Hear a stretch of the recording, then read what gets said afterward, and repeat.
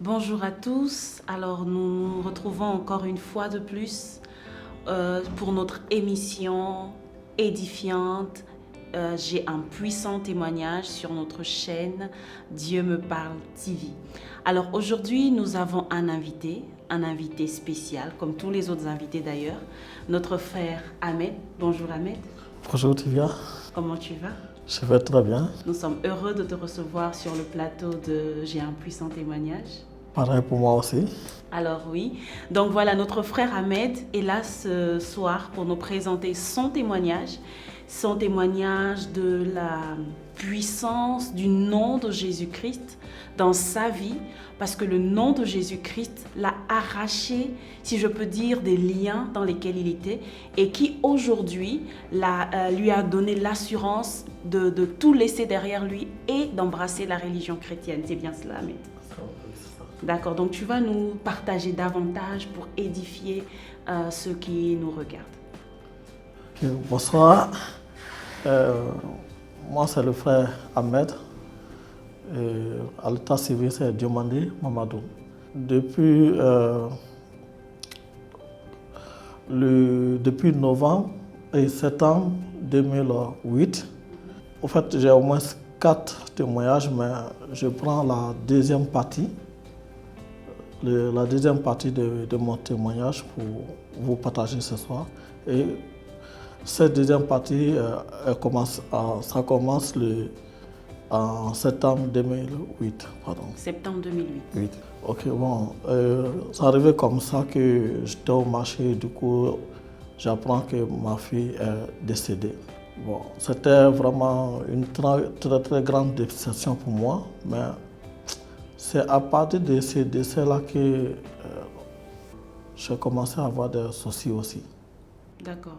Nous voulons rappeler d'abord que là, tu étais, déjà tu es ivoirien, donc tu étais à Abidjan à cette époque-là. Voilà. J'étais à Abidjan et j'étais encore musulman. Okay. Et c'était aussi une période à laquelle moi-même, je m'étais beaucoup attaché à la religion musulmane. En tout cas, j'apprenais bien le Coran et je faisais tout mon possible pour ne pas manquer les heures de prière et les partages qu'on pouvait faire entre nous, les jeunes, après la prière du soir. D'accord. Donc ta famille, elle était une famille entièrement musulmane, papa et maman. Oui.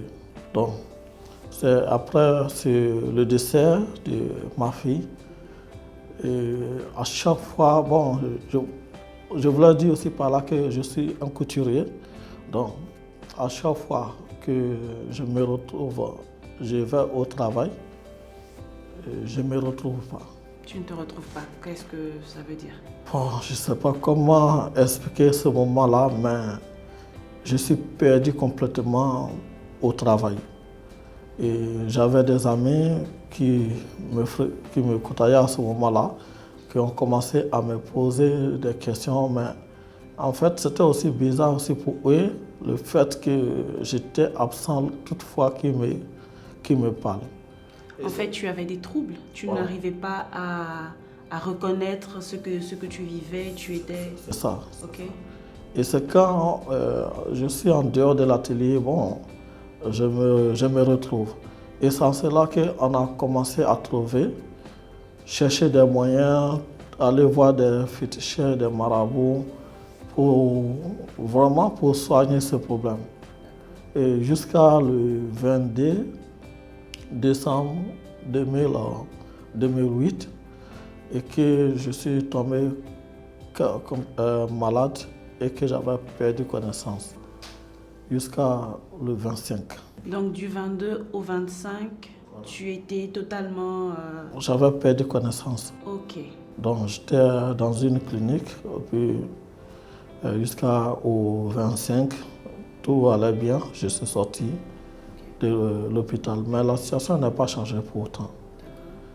Et à ce moment, il y avait un frère qui est venu me voir, ça c'était déjà le 30, qui avait aussi des habits pour courtes avec l'une de ses sœurs.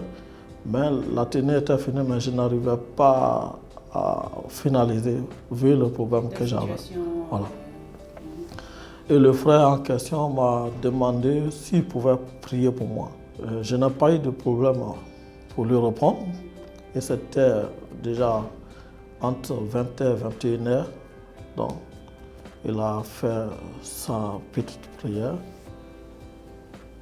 Et à ma grande surprise, je me retrouve complètement. Après la prière, je me retrouve complètement. Et j'essaie de donner une image comme si j'étais rentré dans une chambre tout noire que je ne connais pas.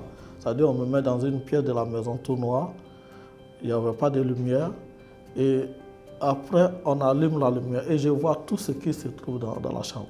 Waouh, ça veut dire que tu avais l'impression d'être dans un blackout. Voilà. Et après la prière du frère, tu as eu l'impression qu'on a juste mis la lumière. C'est ça. Extraordinaire.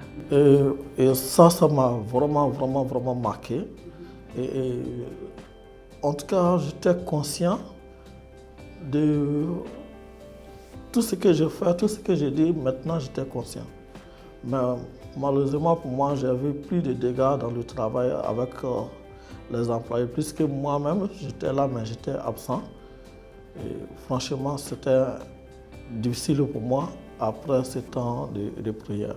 Et ça, c'était déjà le 30 décembre 2008. Et le 1er, il y avait une dame qui était à côté de moi, bon, je ne me souviens plus de son nom, qui a suivi l'événement et qui est venue me demander « mais qu'est-ce que tu as ?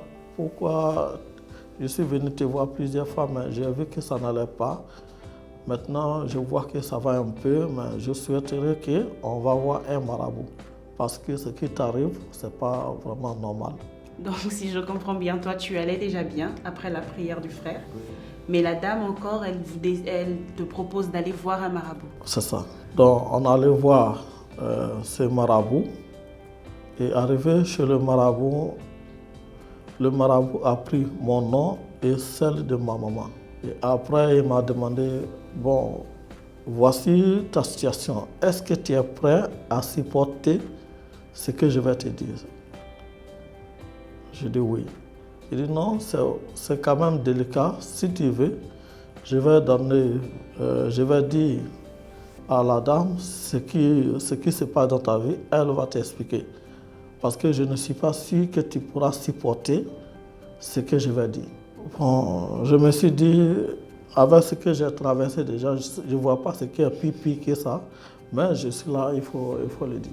Et c'est à ce moment que le monsieur va me dire, tu as 3 jours parce qu'il y a quelque chose qui va t'arriver. La folie, le suicide et la prison. Donc dans 3 jours, il y a l'une de ces choses-là qui va t'arriver. Et il a dit aussi quelque chose, il dit, je portais un bracelet qui a disparu. Si tu quittes ici, tu demandes à ta maman, ce bracelet que tu portes, quelqu'un l'a pris pour t'envoûter. Donc, voici le résultat, les conséquences de ce qui a été fait contre toi. Dans les 3 jours, ça va t'arriver. Et il a découvert aussi qu'on m'avait déjà recommandé un autre sacrifice, mais que je ne l'avais pas fait. Et ça s'est passé aussi en 2007. Quand j'avais des problèmes, je suis allé voir Mombo. Et Mombo m'a accompagné chez un autre marabout. Et ce marabout m'a demandé de payer 2 poulets. Et on devait manger un, et puis enterrer un autre vivant. Et moi, j'ai acheté les 2 poulets, mais je ne pouvais pas enterrer vivant. Parce que c'est moi qui devais enterrer le poulet vivant. Donc, je ne pouvais pas le faire. Et ça fait que les poulets sont restés chez le monsieur. Mais à ma grande surprise, ça s'est passé en 2007. Et le 2 janvier 2009, entre 10h, 13h, que ce dernier me dit comme ça que je devrais faire ce sacrifice. Si j'avais fait ce sacrifice, ce qui arrive aujourd'hui, ça n'allait pas arriver. Mais je n'ai pas fait le sacrifice. Et là, voici la situation. Mais cette fois-ci, tu es obligé de payer le mouton pour faire le sacrifice. Donc, il y avait déjà un sacrifice que tu n'avais pas eu à faire. Oui. Maintenant, là, il te demandait de payer un mouton. Et bien évidemment, tu n'avais pas de quoi payer le mouton, comme tu nous disais. Et quelle a été alors ta solution? Ce jour-là, j'avais seulement que 250 pièces dans ma poche. Bon, ça ne peut même pas payer un plat même d'ailleurs. Bon, j'ai appelé, après que je suis sorti de la maison de Marabout, d'abord j'ai appelé ma maman pour savoir si je portais un bracelet et comment ce bracelet a disparu. Elle m'a bien confirmé, oui, que je portais bien le bracelet, mais le bracelet a disparu, mais elle ne sait pas qui l'a pris ou bien comment ça s'est passé. Ça, c'était la première confirmation de ce que ce marabout avait dit. Et le deuxième, le fait qu'il avait rappelé l'autre sacrifice que je n'avais pas pu faire. À ce moment, je prends au sérieux ce qu'il m'a demandé. Le danger qui t'attend dans 3 jours. Et j'ai essayé de demander à mon petit frère pour avoir les moyens pour payer le mouton en question. Mais lui aussi, il n'avait pas les moyens. Et ça, c'était déjà le 2. Car mon petit frère m'a dit qu'il n'avait pas les moyens, donc pour ma part, c'était la fin. C'était la fin. Je suis allé dans mon atelier et je suis resté là-bas jusqu'à 4 h du matin, en train de pleurer, en train de voir ma vie. Ta vie défiler. Et tout ce que mes ambitions, tout ce que j'ai voulu devenir, et que tout ça, ça va s'arrêter soit par le suicide ou par la folie ou par la prison. En tout cas, c'était quand même une nuit très très difficile. Mais cette nuit, c'est qu'il se passait aussi des questions. Des questions, qu'est-ce que ma maman va devenir? Qu'est-ce que ma maman va devenir? Parce que je voulais aussi rappeler que mon père n'était plus là quand j'étais encore bébé. Et j'ai eu seulement que l'amour de ma maman et on était vraiment beaucoup plus proches. C'est vrai qu'on est deux, mais je n'arrivais pas à mettre dans ma tête que je vais la laisser dans une autre situation en fait. Bon, ces questions, j'ai pensé, c'était là pendant toute la nuit, mais vers 4 h, puisque je ne dormais pas et je n'aime pas dormir d'ailleurs, j'étais dans les larmes seulement et je me suis dit, bon, est-ce qu'elle peut me sauver si je ne fais pas quelque chose? Et en tout cas, je n'avais plus les moyens pour aller chez les marabouts. Je n'avais plus les moyens pour trouver de l'aide quelque part d'autre encore. Et là, il fallait répondre à l'invitation de ses frères qui m'avaient dit à la nuit que si c'est possible le matin de venir à l'église. Oui, nous voulons donc préciser en fait que le même frère qui avait prié pour toi, oui, qui avait par sa prière, qui t'avait aidé vraiment à retrouver un peu de lumière, si je peux le dire ainsi, ce même frère t'avait proposé quelques jours plus tard de venir à l'église. Oui, c'était le 2 à 20 h. Il m'avait appelé pour demander si je pouvais venir à l'église. Et ça, c'est ce qui a complété aussi la question que je me posais vers 5 h. Bon, je n'ai pas parti parce que j'étais aussi dans d'autres des événements islamiques, des jeunes qu'on pouvait aller après la mosquée, on pouvait partager, apprendre le Coran avec eux. Donc, quand je pense à tout ça et quand je pense aussi à ma maman, bon, je vois que aller à l'église, bon, en tout cas, pourquoi ne pas aller chercher la guérison, au pire revenir, et puis bon, en tout cas, il y avait toutes sortes de questions qui étaient. En fait, tu étais dans une sorte de lutte parce que tu disais en tant que musulman, est-ce que c'est bon d'aller dans une église? Qu'est-ce que les gens vont dire? C'est ça. Et bien avant aussi cela, bien avant que le problème, parce que ça commençait à septembre. Et j'avais aussi parlé aussi avec l'imam euh, qui me suivait, qui me conseillait, et qui me demandait de ne pas faire de sacrifice, de ne rien faire, de laisser tout entre les mains de Dieu. Bon, c'était un conseil, mais cette nuit-là, tout ça, ça défilait dans ma tête. Est-ce que je dois accepter ce qui arrive? Mais bon, et le matin, le jeune en question, il m'a appelé pour dire de venir à l'église. Et ça, le frère s'appelle Alès. Pour vous dire, frère, allez à l'église. C'était un autre problème. Un autre combat. Mais finalement, par la grâce de Dieu, tu as pu aller voilà. à l'église. Par la grâce de Dieu. Parce que je me disais que si je meurs, c'est que ma maman ne peut pas m'aider là où je vais. Et si quelque chose arrive, ma maman ne pourra pas m'aider. Donc, je pense qu'aller là-bas, c'était la solution pour moi. Et je suis allé au culte. Et ce jour-là, c'était le culte, le 3 janvier 2009. Et c'était une louange à l'église. Comme si c'était vraiment une grande fête. Il y avait un temps de prière. Et pendant ce temps de prière, le prédicateur disait le diable veut vous faire croire qu'il a gagné. Mais dis seulement au nom de Jésus, vous serez délivrés. Amen. Et là, tu as eu l'impression que c'est seulement à toi qu'il s'adressait. Oui, parce que moi, je ne participais pas à ce temps de prière. J'étais là, je regardais.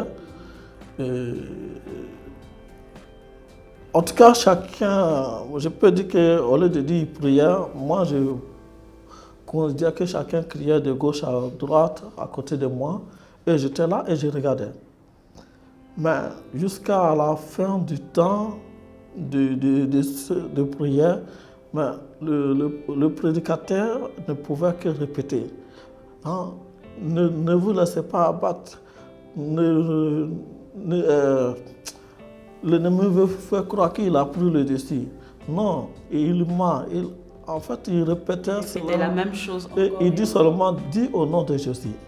L'autre chose qui m'a marqué, c'est que nous autres, on avait l'habitude de parler du nom de Jésus sans que ce soit un problème en tant que musulman. Mais cette fois-ci, pour dire au nom de Jésus, c'était vraiment un problème. J'avais l'impression que je devais soulever une pierre vraiment très, très lourde. Et ça, c'était un problème pour moi. Jusqu'à ce que ce temps de prière fini, j'ai dit comme ça qu'au nom de Jésus. Tu as finalement dit au nom de Jésus. Pourquoi je suis resté vraiment chrétien aujourd'hui? Parce que ça, c'était vraiment un moment capital pour moi. Après la nouvelle, le malheur qui devait m'arriver dans 3 jours, j'ai passé toute la nuit en train de prier, pleurer, des questions. Et je suis allé à l'église avec tous ces... Et que du coup, à partir de ce moment que je dis au nom de Jésus, en fait, c'était vraiment la liberté pour moi. Amen. La liberté, comme si on me remplaçait en fait. Comme si on me remplaçait. Donc, du coup, la joie qui m'a envahi,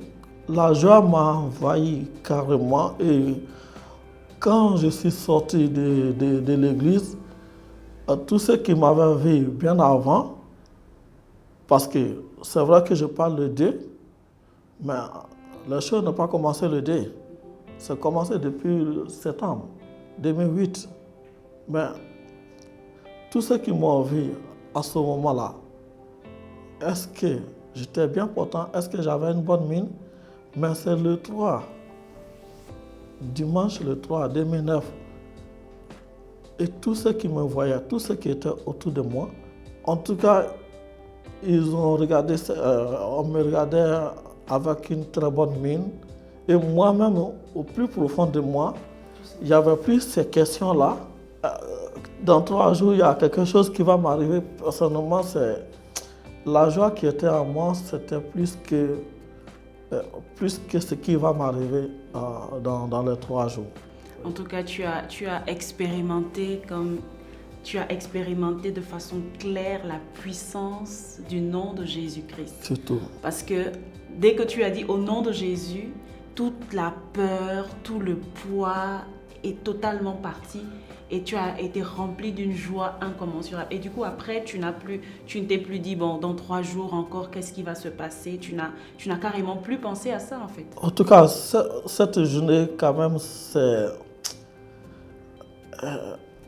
en fait, je dirais tout simplement que c'est qu'il y a eu un changement, en fait. C'est-à-dire, on efface un autre Ahmed et on prend un autre Ahmed pour le placer.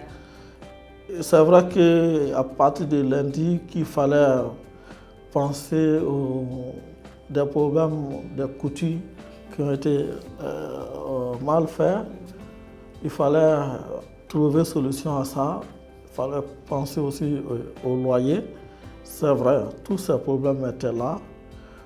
Et ce sont des choses qui me préoccupaient de plus. Mais je vous assure, c'est que dans ces 3 jours, il y a quelqu'un qui est venu qui me disait, je voulais te donner convocation, mais je te pardonne. Ça, c'était une de mes clients qui voulait me donner convocation, mais qui dit, je laisse tomber. C'est pour vous dire que le marabout n'avait pas menti. Et je pense que Dieu m'a fait connaître de ce qui devait se passer à travers ces marabouts. Parce que quand on est musulman, on écoute beaucoup plus ces personnes-là. Et je pense que Dieu l'a utilisé pour me montrer la réalité à laquelle où je suis. Et l'autre chose aussi, bien avant, j'avais dans ma salle d'essayage, j'avais ramassé la croix, parce que je partais me reposer